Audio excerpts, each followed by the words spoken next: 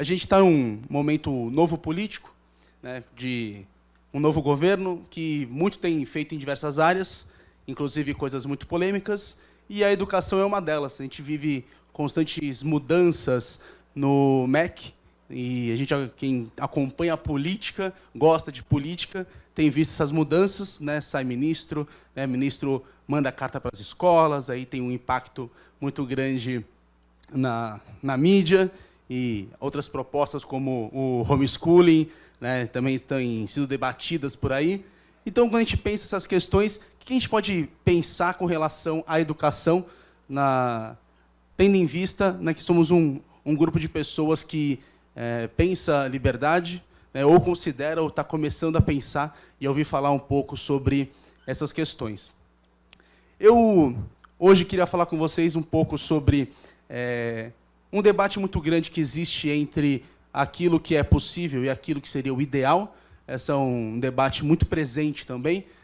Que vocês, às vezes, são muito utópicos e estão difundando ideias que são impossíveis de acontecer, a gente tem que pensar na sociedade agora, o que pode ser feito. Então, existe um debate muito grande com relação a isso, né? Até que ponto a gente defende algo transitório, algo que pode ser realizado, até que ponto a gente pode dar um passo um pouco mais próximo do que seria um ideal. Então, eu queria falar um pouco disso com relação à educação. Não sei se algumas pessoas aqui, todos são conhecem um pouco das questões liberais sobre educação. Vou passar um pouquinho e falar, aprofundar em alguns pontos. Primeira coisa, o que é educação? Acho que não pode falar de educação e liberdade sem falar o que é educação. O primeiro ponto nosso é olhar que educação, né, se a gente olhar numa perspectiva política, educação é escola, educação é estrutura escolar, educação é professor, né, são todos esses gastos, né, toda essa estrutura, mas educação é muito mais do que escola. Educação é muito mais do que escola formal, ensino, né, instrução formal. É muito mais do que universidade pública. Então, quando a gente olha educação é um processo de desenvolvimento humano que acontece ao longo da nossa vida e a vida toda, né? Nós estamos num processo de desenvolvimento próprio, é isso que nós chamamos de educação, muito além do que escola. Então, quando a gente pensa em educação, pensar em educação além um pouco dessas paredes de instrução formal, de diplomas, de passar os estágios. A educação também compreende aí desde a educação dentro da família, né, a educação na sociedade, nosso convívio, tudo isso, né, o que nos forma, o que faz com aquilo que sejamos quem nós somos. Então, isso é educação. Né? Que é educação? Educação é tudo aquilo que você passou, que faz você ser quem você é. Isso é educação. Então, ampliar um pouquinho essa ideia de educação. Segundo ponto, pode seguir, vou correr um pouquinho por conta do horário. Segundo ponto, o que é liberdade? Quando a gente pensa em liberdade, né, esse é outro ponto importante. Na tradição liberal, quando nós pensamos liberdade, principalmente num contexto político, liberdade é não coação.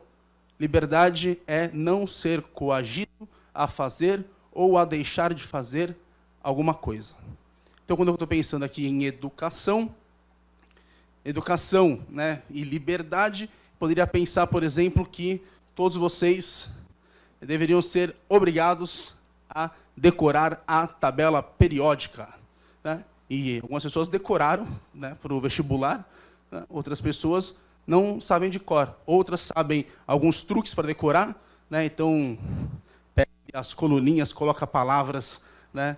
Hoje li na cama Robinson Crusoe em francês. Né? Aí decorei a primeira coluna da tabela periódica. Então, isso é importante, né? Eu tenho que obrigar as pessoas a decorar, sob pena de você ficar, né, parado num nível porque você não decorou aquelas coisas. Isso seria, né, eu coagir você a decorar um conjunto de informações. Então, a gente pensa em liberdade, a gente está pensando nessa questão, né? O que é coação? Coação é isso aí, eu não deixar você fazer aquilo que você quer.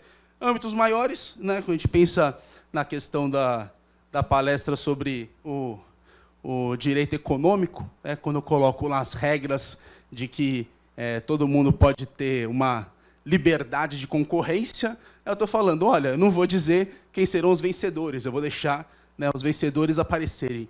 Não vou falar que As pessoas que fabricam geladeira terão incentivos, porque é importante manter o emprego das pessoas que fabricam geladeira. Então, a gente pensa em liberdade, está pensando em não determinar as coisas. Esse é um ponto importante aqui. Liberdade não é possibilidade, liberdade não é condição. Liberdade é não coação. Você não é menos livre porque não pode comprar uma Ferrari. Você é livre para comprar uma Ferrari. Talvez você não tenha os recursos. Eu não tenho, eu comprei uma réplica. Ela eu posso comprar. Eu tenho condições, mas eu não sou menos livre por não ter as condições de comprar a Ferrari que custa milhões. Pode seguir. Qual é a nossa realidade educacional?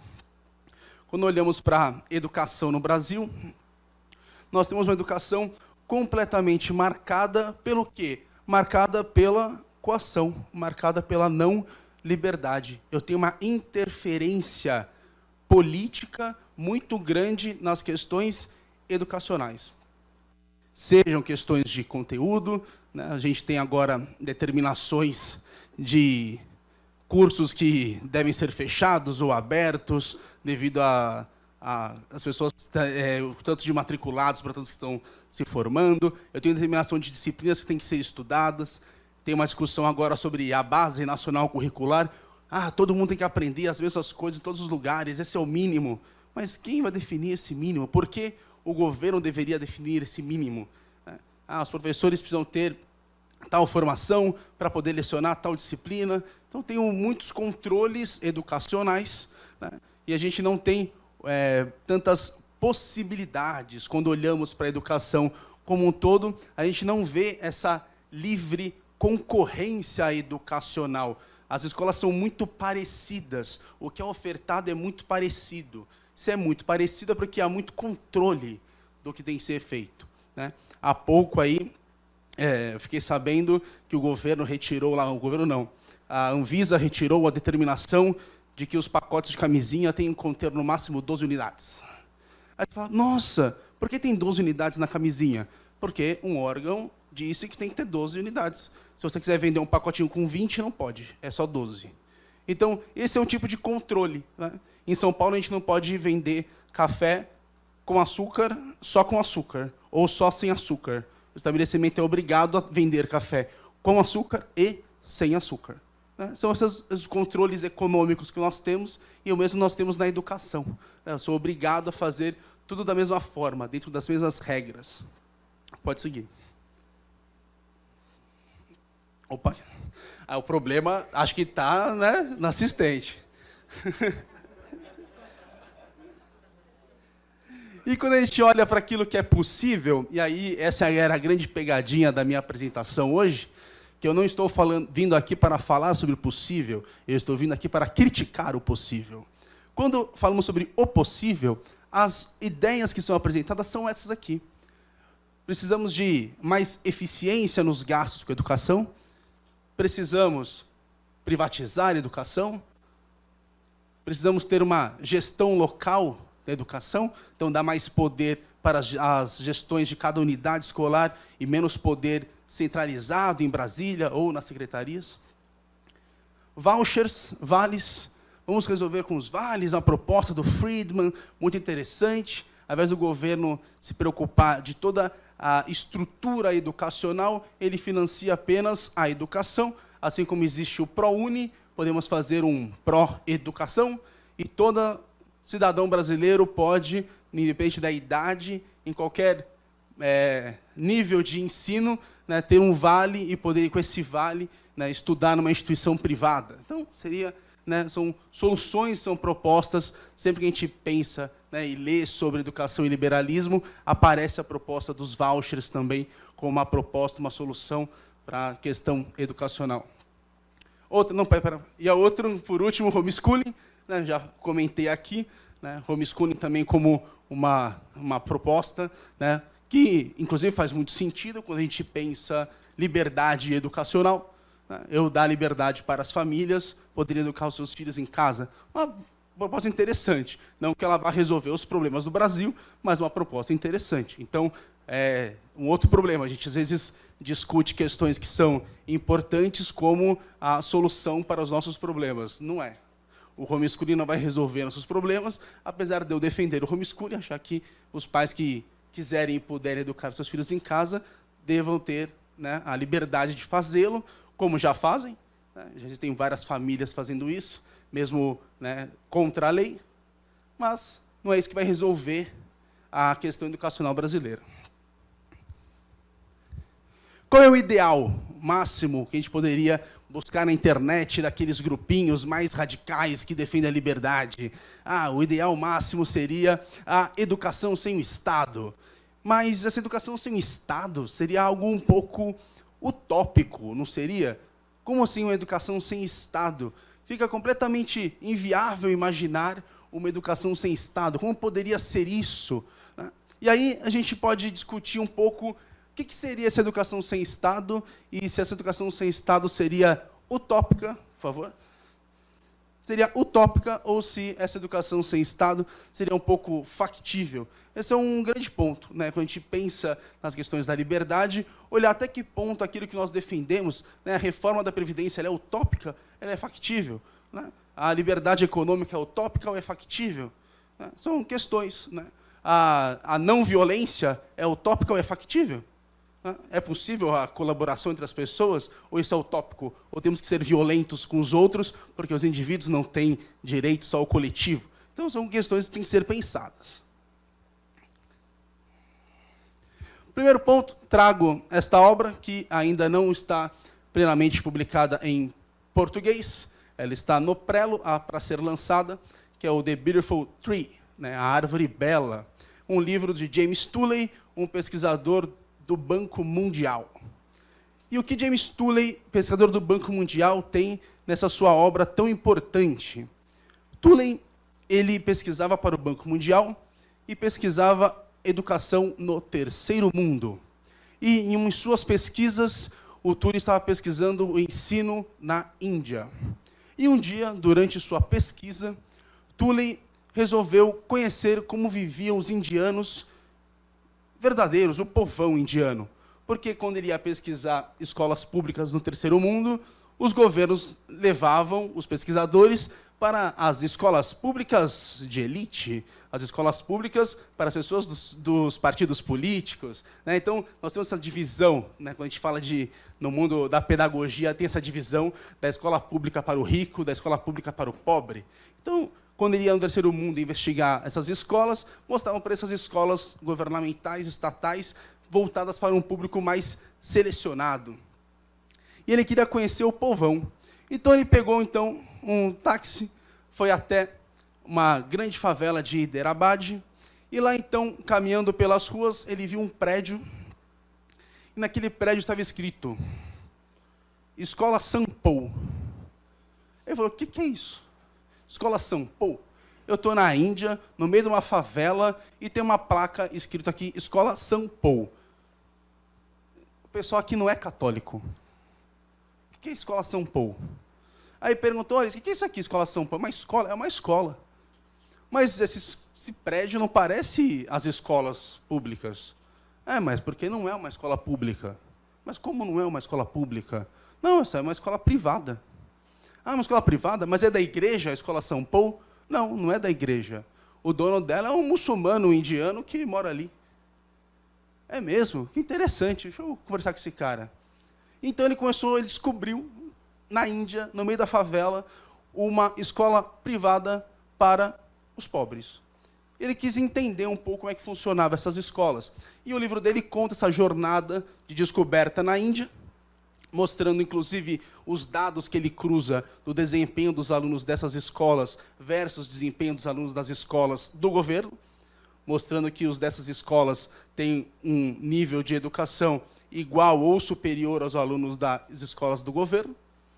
E ele descobre, então, que não só na Índia, e aí o nome católico é porque no universo indiano os nomes católicos dão credibilidade para a escola, pois os indianos escolhem os nomes de santos ou alguns outros nomes religiosos assim por conta de credibilidade. Simplesmente uma marca é um nome e existe uma grande concorrência de escolas nos lugares mais pobres da Índia. Escolas baratas que os pobres podem pagar e que os pobres escolhem pagar porque as escolas são melhores que as escolas públicas. Então, ele também conversa com os pais do motivo de colocar os alunos nessas escolas. Então, ele demonstra, olha, que realidade é essa quando a gente fala de ajuda, de educação, de falta de dinheiro para os pobres poderem educar?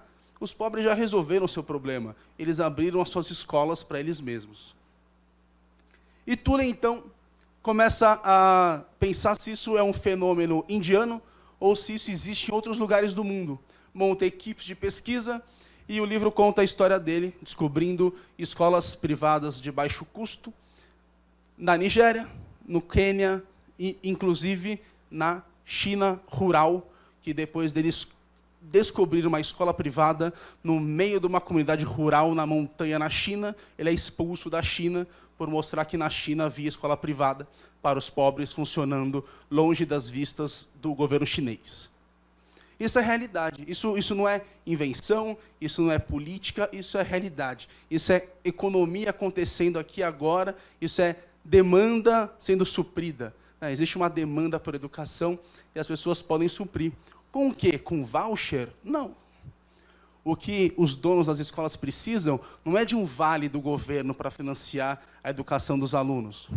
O que eles precisam é de um empréstimo pequeno para comprar 30 mesas e cadeiras. Coisas que eles não conseguem.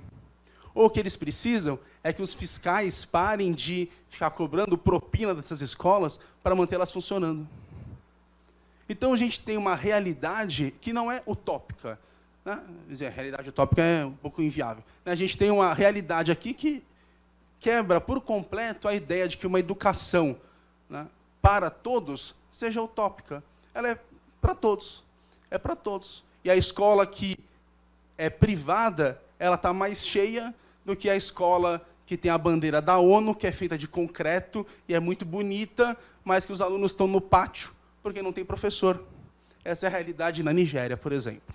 Tem uma escola linda, maravilhosa, com dinheiro do primeiro mundo, que financiou o quê? Um belo prédio, que tirou uma bela foto e que, no fundo, não tem nenhum impacto educacional naquela comunidade. Porque o professor não quer dar aula naquele lugar fedido e sujo, e ele não quer ir para lá, ele é de outro lugar. Né? Mas aquele que nasceu na comunidade, né, estudou, ele quer voltar para onde ele nasceu, e aí ele abre um negócio ali, e ele consegue sobreviver e contratar outras pessoas e ampliar, né, e criar novas turmas, né, inclusive dar bolsas de estudos, né, para irmãos, etc. Então, tem um grande sistema de escolas privadas já funcionando no mundo, né, que mostra um pouco que essa educação sem Estado ela é possível. É possível com o quê? Com liberdade de empreendimento. Né? Os mais interessados em educação são os pais e os alunos, e existe aí um desejo por educação que pode ser preenchido através do empreendedorismo. Segundo ponto que eu queria tocar para vocês aqui, é que quando a gente pensa em educação e liberdade, a gente pode pensar em questões políticas, em questões econômicas, mas essas questões não são as únicas a serem pensadas.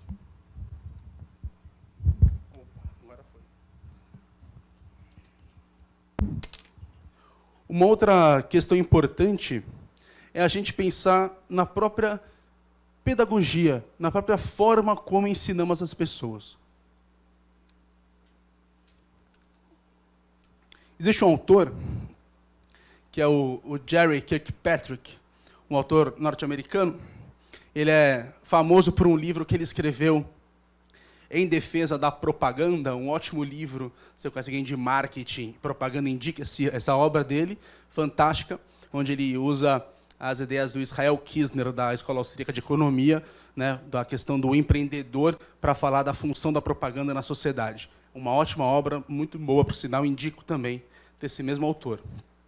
E esse autor escreveu, então, esse livro, Montessori, Dewey e Capitalismo, né, uma teoria educacional para uma educação numa sociedade de livre mercado. Então, se eu quero ter uma sociedade de livre mercado, capitalista, que tipo de pessoas eu preciso formar e como eu posso formar pessoas para esse mundo livre, para esse mundo de concorrência, para esse mundo racional, né, que busca a colaboração e não esse mundo que busca a violência.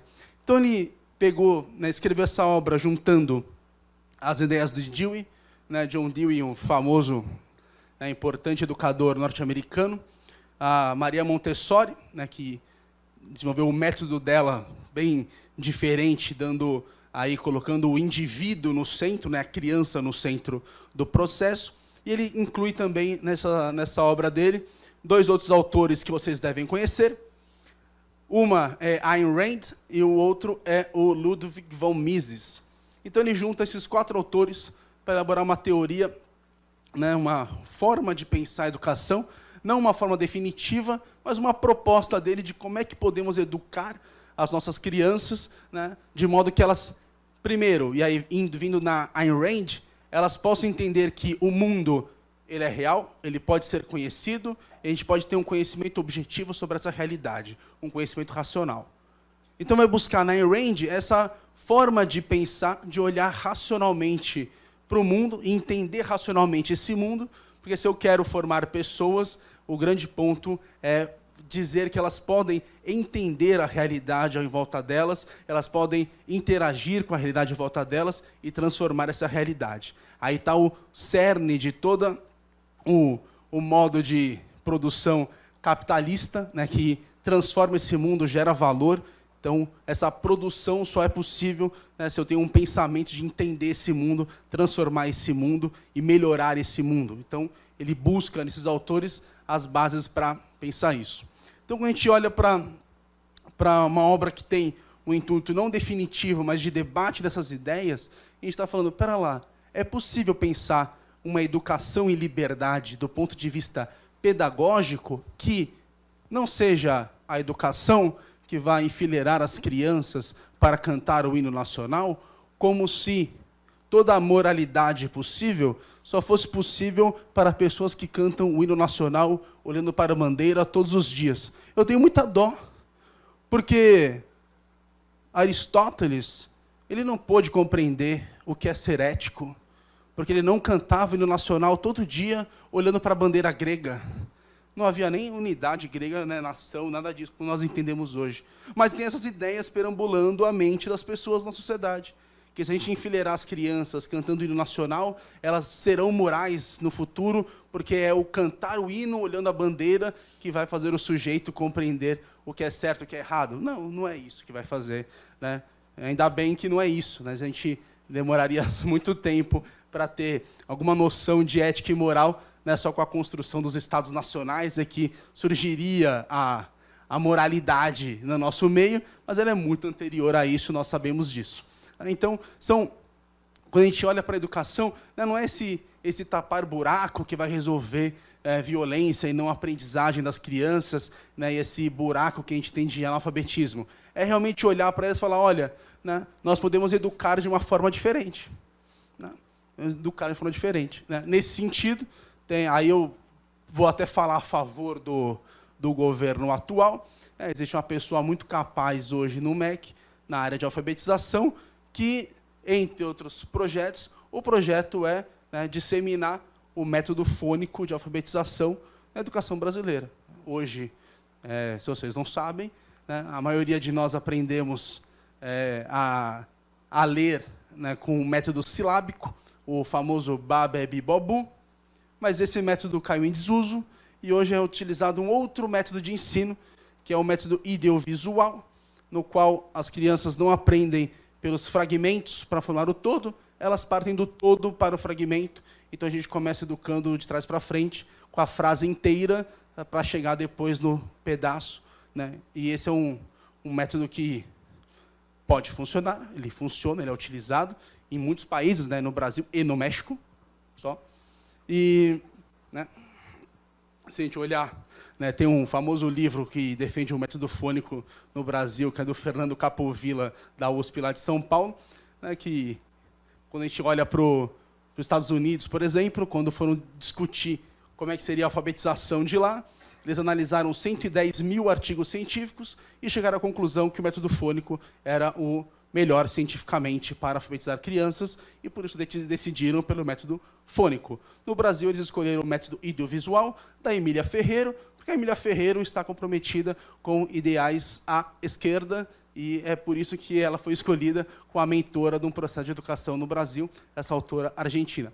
Então, essa é a realidade, né, brasileira, quando a gente pensa questões mais pedagógicas, como a alfabetização. Então, a gente precisa pensar não só nas questões políticas, né, que seria uma escola que não fosse controlada pelo Estado, né, que ela já existe, ela é possível. Inclusive, no Brasil também temos essas escolas nas favelas cariocas, por exemplo.